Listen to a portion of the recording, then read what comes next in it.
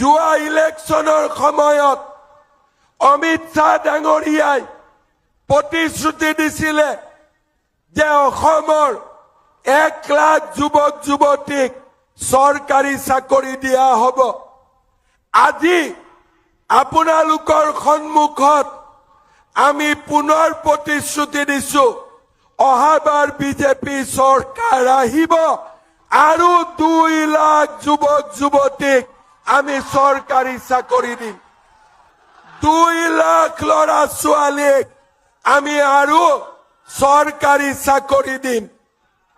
এই বছৰ আমাৰ 1 লাখ ল'ৰা ছোৱালীক আমি ব্যৱসায় কৰিবৰ কাৰণে 2 লাখকৈ টকা দিছো।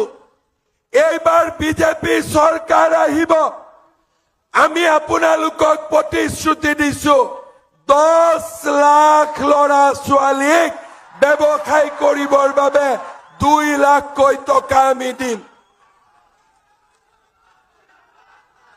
প্ৰতি সমষ্টিত কিমান ল'ৰা ছোৱালীক দিম? প্ৰতি সমষ্টিত 8,000 ল'ৰা ছোৱালীক আমি 2 লাখকৈ টকা দিয়াৰ ব্যৱস্থা কৰিম। আজি মই আপোনালোকক প্ৰতিশ্ৰুতি দিছো, অহা 5 বছৰ বিজেপি চৰকাৰ আহিব, কোনো ল'ৰা ছোৱালীৰ পঢ়াৰ বাবে দেউতাক মাকে টকা খৰচ কৰিব নালাগে। মামাই তাৰ দায়িত্ব ল'ব, তাৰ দায়িত্ব মামাই ল'ব।